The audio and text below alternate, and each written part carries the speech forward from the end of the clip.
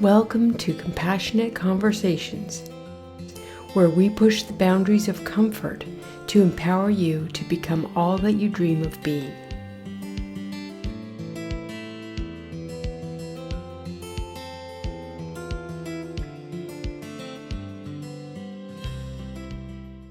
From where I sit in my therapy chair day after day, listening to people describe the bizarre and abusive behaviors of people they come into contact with, I sometimes think to myself, there sure are a lot of narcissistic people out there. Why is that, and why do I make the majority of my living from helping people navigate them? It seems that when dealing with difficult people, one of the most challenging types is someone who is narcissistic. Without getting all psychobabble on you and boringly academic, I would like to simplify things by generalizing. While narcissism is actually considered a mental illness, not everyone who displays narcissistic behaviors is necessarily suffering from a mental illness. They're just extremely challenging to deal with on a regular basis.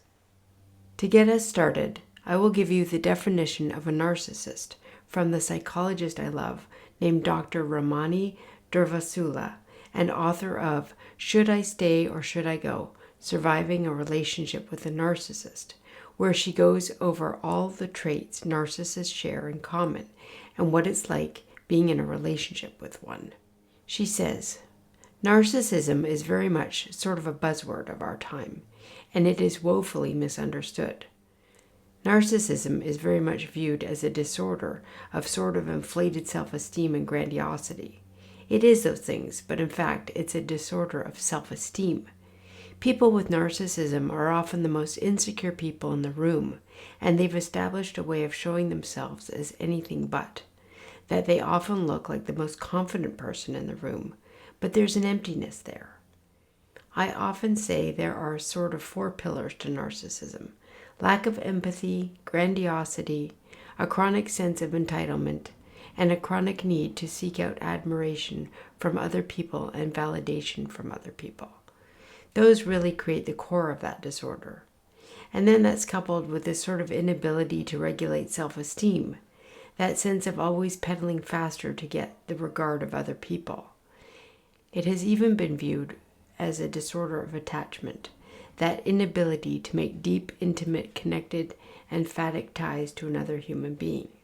When you're with someone who's narcissistic, it can often throw you off because initially they're so good at putting on that admiration-seeking show. They can be charismatic, often quite smart, charming, and very gripping. But over time, all of that superficial facade is met behind with a real lack of empathy, often a lack of compassion, and they often don't listen very well. They'll be prone to patterns like deceit and lying. It's not the stuff that's good for connected relationships. The fact is, the impacts of narcissism aren't just in the intimate relationship. We see them in any critical relationships. Narcissistic parents, children, siblings, friends, co-workers, and bosses. It behaves the same in all of those situations. But more than anything, it often feels like we're not being heard, we're not being noticed, and in fact, we're often being criticized and rejected on a chronic day after day way.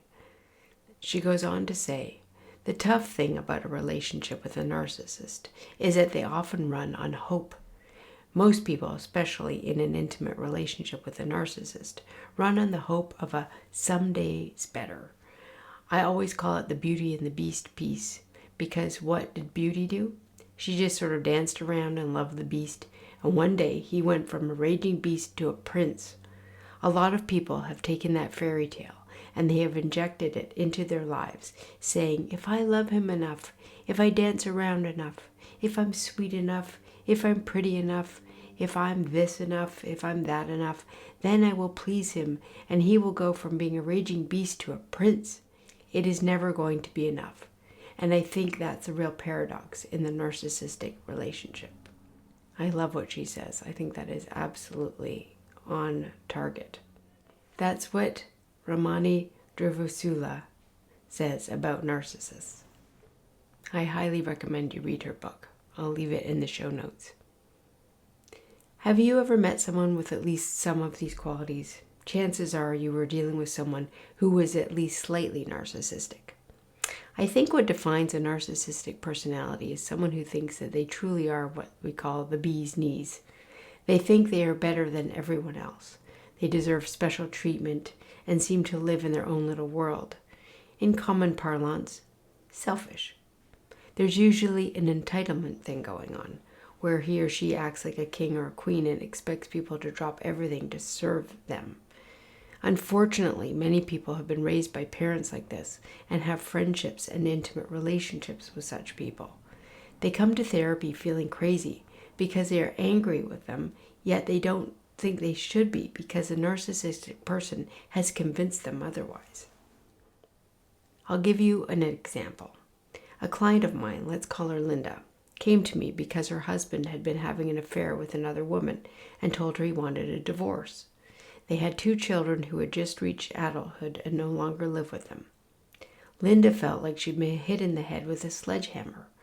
When she got angry with him for being unfaithful and expressed her sense of betrayal and hurt, he said that she, quote, deserved it, end quote, for being such a lousy wife for all the years they'd been together.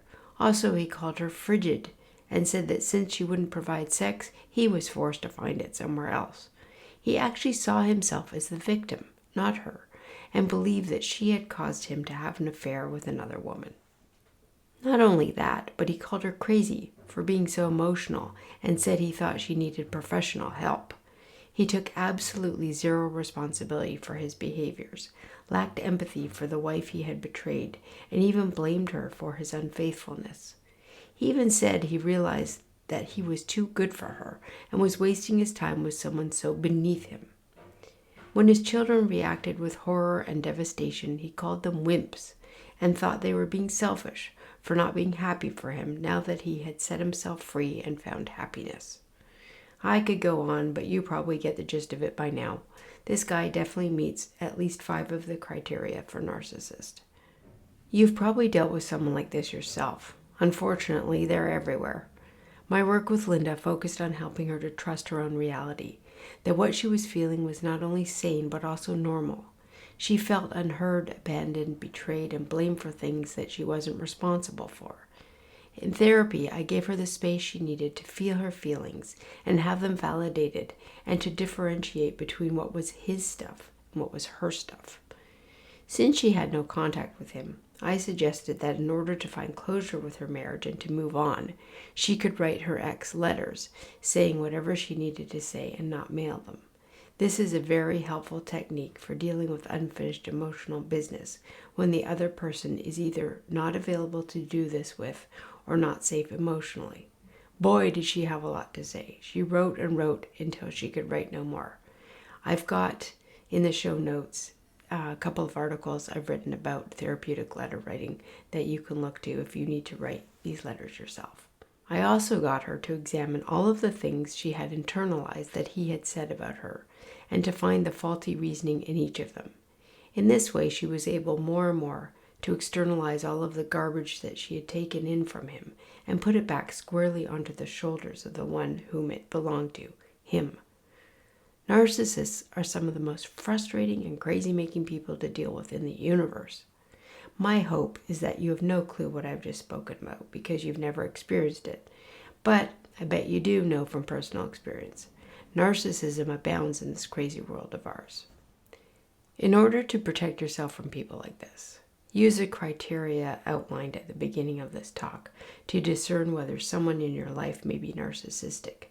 Then do whatever you have to do in order to protect yourself from being a victim of this person and their insanity. There are a lot of good books and websites out there which will help you in this vein. I suggest doing a search on the internet or on your local library's catalog, or look at the resources that I have here in the show notes. Read as much as you can. Educate yourself.